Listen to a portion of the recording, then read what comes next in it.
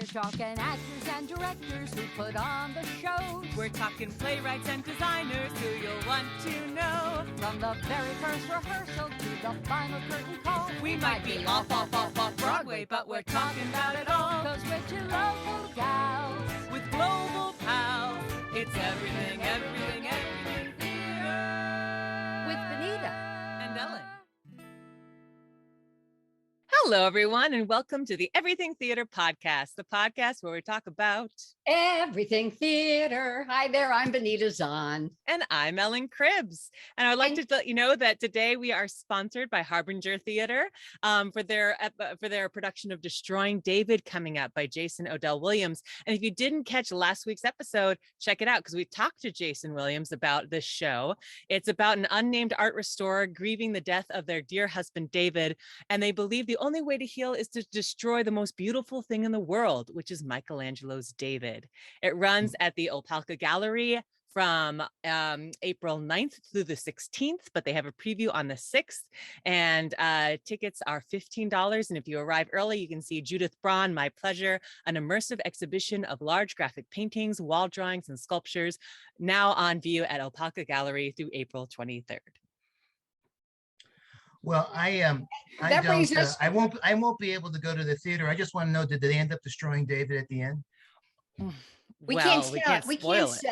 So already the conversation is going. Jonathan Rosenberg is our guest today, and we'll tell you afterwards because we don't want to ruin it for everybody else. Okay, all right, you're right. Jonathan is co-author of a new musical running off-Broadway, about to open, called Americano. And it's from, this is one of those, just quick backstory. I had a friend in high school who I saw who knew somebody who knew Jonathan. And the next thing you know, I reached out and voila, this is exciting stuff, Jonathan. It is exciting stuff. Now, the name of the play is Americano, and it's opening, it's running now. The official opening is on April 21st at New World Stages on 50th and 8th Avenue in New York City. Now, how do you come to co-author this? Because you were a teacher and administrator involved with special needs kids. Right. I was a teacher and a psychologist of special needs kids for many years. That's my training. I have a doctorate in psychology, but I've always loved theater. And, growing up, I'm from the Bronx. Growing up, my mom would schlep us to the theater, my brother and I, reluctantly, believe me, we didn't want to go, but my mom loved theater. My mom just passed away in October. She was 107 years old. Oh, bless. And her first play was Tobacco Road sometime in the 1930s. So she has a long history and a love affair with theater. So she would drag us to theater, and I would enjoy it. I grew up with it, but I never really thought of myself as an author or a writer or a composer of musical theater. But I was around music my whole life. I was a disc jockey. I wrote record reviews, concert reviews. I did interviews. I was in rock and roll bands. So I was around theater and around music my whole life. And I ended up writing a show in 2014 that was at the Fringe Festival in San Diego, California. I live in San Diego. Lucky me. And I've been there for 40 years, and it did well. And then I was approached by my friend, who is a dentist in San Diego, to do interviews about his father. His father was the co-owner of a recording studio in Los Angeles called Gold Star Recording Studios. And I had never heard of Gold Star. Have you guys heard of Gold Star? No. Okay, let's assume no. And so I looked up Gold Star, and it was incredible the number of artists that recorded there. Darlene Love, the Beach Boys, Sonny and Cher, the Righteous Brothers, Richie Valens, Eddie Cochran, the Ramones. I mean, the list ran on. Phil Spector's Wall of Sound was at Gold Star Recording Studios. So we started interviewing people, we interviewed people like Herb Alpert, who did all of his recordings there until he bought his own studio. Brian Wilson from the Beach Boys, we were able to interview. Richie Furay from Buffalo Springfield, we interviewed. And in the course of doing these interviews, Brad and I said, I think we have a musical here. So we wrote a musical called 33 and a Third House of Dreams. It opened at the San Diego Repertory Theater in 2019, and it broke the 44-year record of attendance at the Rep. Jonathan, we just have to stop here for a sec, okay? How do you go Yes. from being a psychologist working with children with special needs to, and yeah, you had a lot of other stuff, but to sit down and write a musical, do you one day just look at each other and say, yeah, that was kind of neat, I'm going to ditch all that stuff and why don't we sit down and start collaborating? How does that happen? Well, I didn't ditch it. So I continued to teach as I was writing. And once I started writing, I started realizing how much I enjoyed it. Here's the thing. I love music. I love all kinds of music. And to write a story about Gold Star was like a treat for me because it was really the music that I grew up with. It was fun to do. And it was really fun collaborating. I love, Benita, I love the collaborative process. I love working with other writers and getting together, either in person or in the case of Americano, a lot of it was done on Zoom because the one writer, Michael Barnard, lives in Phoenix. I'm in Arizona. And later we brought on Fernanda Santos. Fernanda lives in Phoenix. So we did Zoom meetings together, but still it was the collaborative process. So it was really all about music for me. And I think the theater thing came because of my mom and her and being dragged to theater. Plus, you have to understand, I live in San Diego, California, which is probably one of the hotbeds of theater in the country, right? Christopher Ashley, Come From Away, Des McAnuff, Tommy, all of Des's stuff started at the La Jolla Playhouse and went to New York. Christopher Ashley, all of Christopher's stuff. Christopher was the artistic director of the La Jolla Playhouse. So all of Christopher's stuff started in La Jolla and moved to New York. So we had a chance to see Come From Away before you guys did. I had a chance to see Jersey Boys in San Diego before you guys did. And of course, I had a chance to see a number of bombs in San Diego that were bombs before they came to New York, and you guys saw them, and they were bombs there. So San Diego is a very, very rich, and the Old Globe Theater has Jack O'Brien. Jack's a multiple Tony Award winning director, and all of his stuff started in San Diego and moved to New York. So San Diego is a very rich regional theater area. And I saw a lot of it. I saw. So Ellen, I'm jumping most in of it. again. So Ellen, now whenever we hear something new, we're getting a hold of Jonathan. We're saying, That's right. do we buy the tickets or do we pass? It's thumbs up, thumbs down. You're our West Coast critic now, Jonathan. You know what? That's probably a good idea because I'll tell you this, and I'll just say this and we'll move on. I saw Diana in San Diego. Thank you. You would have saved me at 2.5 hours. Okay, I'll leave it at that. Okay. It was a great concert. Right. So you've got these two hits. Now, how do you get to Americano? Okay, so Americano came as a result of a connection that my wife had with her cousin who lives in Scottsdale. Her cousin had a friend who was friends with the producer of Americano, Jason Rose. Are you with me so far? It's a little Venn diagram. Yeah. All right. So Jason in 2014, maybe 15, commissioned me to write a musical using an artist who's a native Phoenix guy, and we were going to combine that with the immigration issue that's going on in the Southwest. Okay, so I wrote the musical. We had a workshop, and then the musician backed out of it. So he left. So we were left with nothing, except the idea of writing a musical about the immigration issue. So we'll fast forward to September of 2016. I was sitting in my car waiting for my daughter to get out of high school. I was listening to NPR, and I heard this young man. It was a roundtable discussion on immigration in the Southwest. And I heard this young man named Tony Valdovinos talking about his situation as a dreamer. And I thought, you know what? I think we have a story here.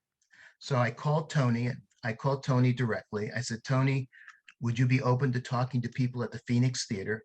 Michael Barnard, my co-writer, is the artistic director of the Phoenix Theater. Would you be open to talking to Michael and Jason Rose, this producer? He said, sure. Tony had never seen a musical in his life, zero. Okay. So they met and they agreed. Tony agreed that it would be okay to tell his story in musical theater form. He really didn't know what he was getting into, believe me. So we started the process in 2000, probably late 2016. In 2017, I'm guessing, I went to a club in San Diego with my wife to hear a musician by the name of David Lindley, great musician, played with Jackson Browne, blah, blah, blah. So the opening act was this woman, Carrie Rodriguez. And Carrie was playing violin and singing with her husband. And I loved Carrie's music. And I thought to myself, here's someone who I think could write the music for this show. I looked up her history. She has a long musical pedigree. She's smart, and she's from Austin, Texas. So I gave the name to the producer. The producer got in touch with Carrie's agent. Then the two writers, Michael and myself, met with Carrie, and we decided to work together. So Carrie's done the music, and Michael Barnard and I wrote the original script that took place in Phoenix, Arizona in 2020, right before the pandemic. We broke all attendance records at the Phoenix Theater. It's the largest, it was the best-selling world premiere in the history of the state of Arizona. So we knew we had something in Arizona. We were planning on taking it to New York immediately. The pandemic hit. Ken Davenport was working with the producer to get this show to New York. Ken connected with the Schubert Theaters and a gentleman by the name of Michael Coco. Michael found us New World Theaters. We had a workshop in November. We did really well in the workshop. We got funded, and here we are. So goodbye, everyone. Okay. I mean, this is, first of all, Ellen, we're going to need to have a little, push to hit on when our guests tell such fabulous stories. Yes. But I want to take you back, Jonathan. There are many stories of dreamers. This has a unique twist to it because this young man didn't really understand his status until it was 2000, it was 9/11 that precipitated. Right. So he was a young kid when 9/11 hit in Phoenix.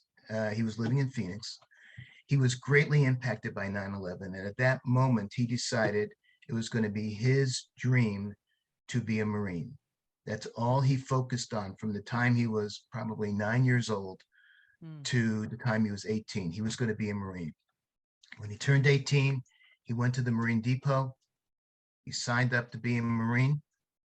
And when the officer asked him what his social security card was, he said, I don't have one, it's in process.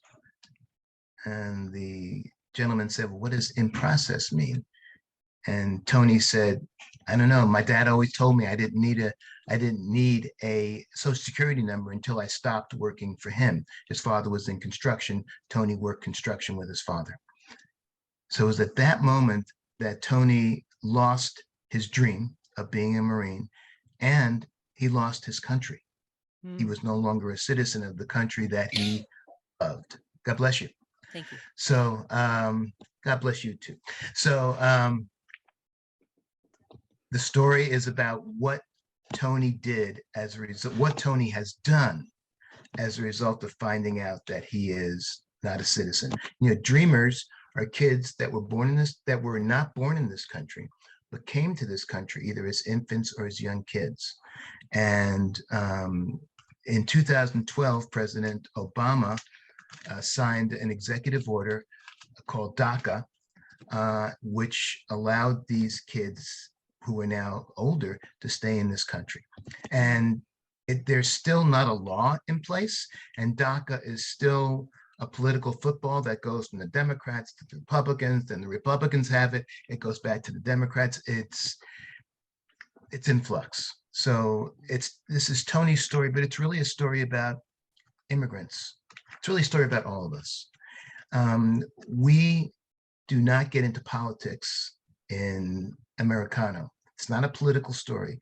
It's a very human story about this young man whose dream was taken from him and what he has done with his life as a result of that. It's an inspiring story. Audience are leaving with tears in their eyes and smiles on their faces that you can tell behind the masks. I know you're smiling behind that mask. I know you are. And talking to people afterwards in the lobby, it's inspiring. I've been speaking to young Latinos. This one woman came up to me, young woman came up to me on Friday, and she said, "I've never felt so seen as I have with this show." We're hitting all the right notes with this show. A limited run, Jonathan, or so that's a good question. It's a limited run. We have the theater until June 19th. However, we can extend it out until September. And what our hope is that by that time, we'll have a Broadway house. Nice. It's a large play. It's a large musical for this size theater. We have a cast of 19. We have a band of 7. So it's we're squeezed in there. It really belongs in a much larger space. But I can't wait to see what you guys think of it and what audiences that are going to be coming to the show between now and June 19th think of the show. Well, speaking of, because you're in previews, so can you tell us a little bit about how that preview time is like as a writer? How you have to adapt? Is it based on audience reaction? How's that process work for you?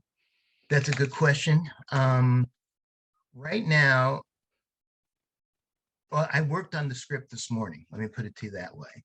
We had my wife and I were sitting in the theater yesterday for the matinee, and my co-writer, who's also the director of the show, said, "I'm going to be writing. I'm not going to the show today. I'm going to be doing some writing. Do you want to come with me?" I said, "Yeah, I'll come." So we wrote for a couple of hours.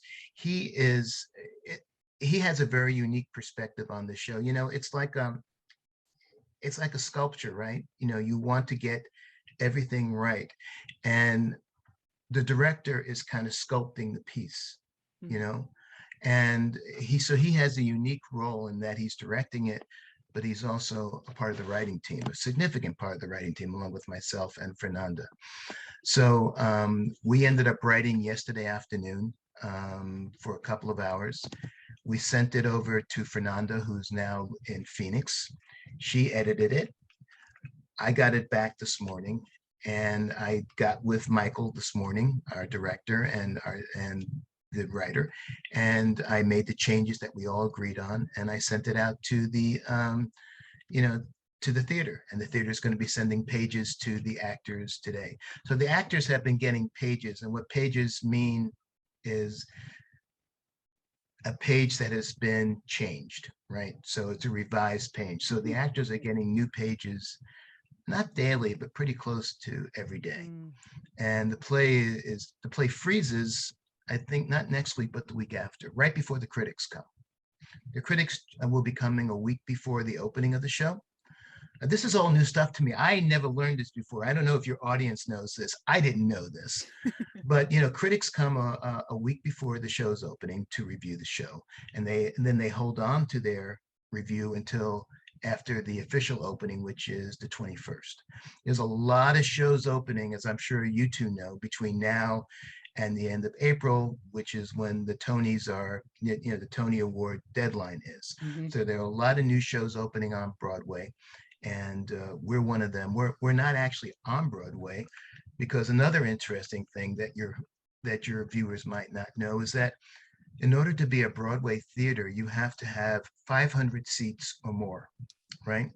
We have 499 seats in this theater. Yeah, So, and that's done intentionally for, I think, financial reasons and Sure, union because reasons. your equity contract is different. Exactly. Mm. So I've been here since March 1st, and I'm just learning. I'm learning a heck of a lot. You know, I haven't spent this much time in New York in a long, long, long time. So I'm enjoying it. Jonathan, how do you let go? You know, you've done, this is your third show. At what point are you, and it happens, I mean, you have a heart out, but that you are comfortable going, okay, you know, what is it when you watch the cooking shows? Time's up. Right, right, right. Step away from the oven. Well, letting go of this show, you know, I'll be told when to let go. It's when it freezes. I can't I can't go back and say, wait, let's just change this one, you know.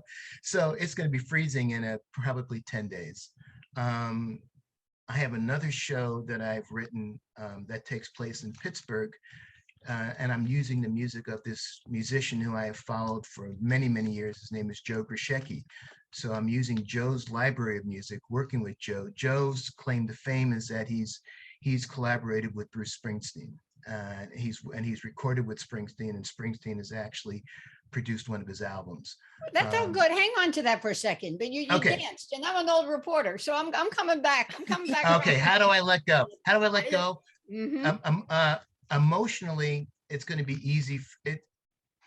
I think it's going to be pretty easy for me to let go. I'm not a perfectionist. I'm not someone that has to. My co-writer and director is a perfectionist. He sees things that I don't even see. So when this show is done, I know this show is really, really good. I know it because I see the standing ovations every day. I know it because I'm speaking to the people outside of the theater. So I believe that this show is significant. So when it's finally ready to freeze, I'll be fine with that. I'll be able to let go of that. I'm not worried about that. Besides a search for homeland, is there an underlying story of love here as well? Yes, there is a romantic relationship between the main character, Tony, and this young girl named Ceci. And I have to tell you guys, and tell me if I'm going off script, Benita, bring me back, bring me back. But come here, hey, I see you too. Anyway, we have an incredible cast, and the young woman who plays Ceci and our actor who plays Tony, Sean Ewing, are incredible. Incredible. Our cast is 95% Latino. And we have an African American in the cast as well. Most of these people have never been on Broadway before. It's their first Broadway experience or off-Broadway experience. Next door. And yeah, next door to it, exactly. And their energy is just incredible. So the love affair between Tony and Ceci is something that the audience will really feel as a result of these performances and the writing, the music, the choreography. I haven't talked about the choreography yet, so let's put that in the back of our mind here, because it's by Sergio Mejia and it's fantastic. But there is a love affair. This play is also about family. It's so much about family. We have the family is really not only the nuclear family, but the cultural family of the Latino community in Phoenix. You get to feel what it's like to be a part of that family. And I think all of us will be able to relate in some level with this family. So we're watching the clock tick down. I know Ellen's got a know. couple of questions she's got. All right, go ahead, Ellen. Okay, yeah. So we're gonna wrap up with our close-up segment, which is some rapid fire questions all about you, Jonathan. So oh, geez. Are you ready for your close-up? Before I do it, I just want to say Sergio Mejia is the choreographer. Fantastic job. Sergio Mendoza from Tucson is our musical arranger. Fantastic job. Jonathan Ivey is our musical director in the theater. He's great too. Okay, I'm ready. Round of applause. Yay. Yes. Okay, so Jonathan, can you tell us, you said you grew up with theater and music all around you, but was there a Yeah. specific moment where you said, I want to be part of this? My mom took us to see Man of La Mancha off Broadway before it went to Broadway, probably in the mid 60s. And that was a magical moment for me to see that. Um, I think the moment that I recall when I talk about how theater changed my life, I go to Dreamgirls and I go to Jennifer Holliday and I go to the reaction that the audience had when she sang that song, I'm not telling you, and I'm telling you I'm not going. And it was in the middle of the show and you had to stand up. You had to, I'm getting emotional talking about this. You had to stand up and cry because it was that she connected with me and everyone in that audience on such a level. And that's what I strive for in theater. I want to connect with you. I want you to leave the theater feeling moved, feeling something, not just happy and entertained. That's great. And I want that too. But I want you to feel moved. And I think that's what theater can provide for people, even more than any other media. And is there a specific play or book of a musical or even composer that you feel has really impacted your own work? No, no, I can't point to anyone. Mhm. I grew up on Rodgers and Hammerstein. Mhm. That was the music that I heard in my house growing up as a kid, with my mom. So if anyone inspired my love of musical theater, I guess those shows, listening to those shows in my apartment in the Bronx, probably got me really going in musical theater. But um, I I don't really particularly follow any one person or any one Mhm. writer. I'll go to see anything. And Mm. like Come From Away, which started in San Diego. When I saw that show, I thought, I've never seen that before. I've never seen that before. And that's what I love about theater. I want to see something brand new, different. And I think Americano fits that bill too. And speaking of that, last question, is there any topic, this might be a spoiler alert, you may not be able to tell us, but is there any other idea in your brain of like, this story has not been told, I want to be able to work on this next? Any kind of big themes or plots? In thinking about the stuff I've written, it really revolves around family and community. As I was saying, this show that I wrote in Pittsburgh, it's called East Carson Street. And I'm in talks with the Delaware Theater Company in Wilmington to do a workshop for that now. That's about a 3-generation Pittsburgh family Mm. and the relationships between those. As a psychologist, I guess I'm interested in relationships and I'm interested in something that's real. I think you'll find the dialogue in Americano to be real. It's not Broadway stuff. It's Yeah, real people talking to each other. I love it. So just I see to, my dog came by to hear the interview. Oh, good, good. it's like Oh, Stanley's yeah. like, who are we talking to today, Mom? Yeah. Oh, yeah. That's Stanley, the theater dog. Okay. All right. So once around the corner before we let you go, Jonathan, it's Americano. You're at the New World Stages. You're there through June, maybe hitting the Great White Way instead of the Small White Way. And Ellen and I, girl, we need road trip and Do. break legs. How wonderful. And I hope you have a wonderful, successful run and can't wait to see your next work that you're already noodling on. Thank you very much. And thank you guys for the conversation today. Of course. And listeners, we're going to post the link to Americano on our site. So please check it out. And what's really kind of cool is that, looking through the website, you can go, there's a link to the music and you can get little snippets of some of the songs. So if you're like, ooh, Exactly. what's the vibe? I love that you guys did that.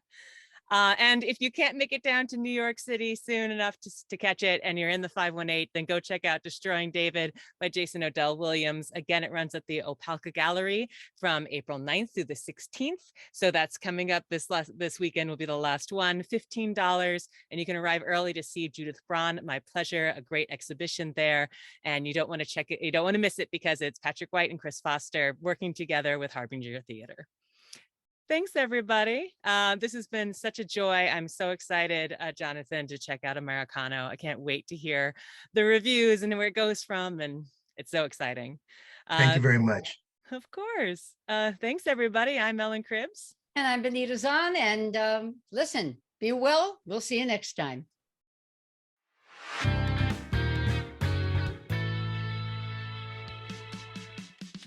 Thank you so much for listening to the Everything Theater podcast. Special thanks goes out to Alice Grinling for our photography and Justin Friello for composing our amazing theme song. Please remember to subscribe to our podcast and follow us on Facebook, Twitter, and Instagram. If you want to share your thoughts or what's going on in your theater community, you can reach out to us on social media or through our email at everythingtheaterpodcast@gmail.com. Till next time, it's everything, everything.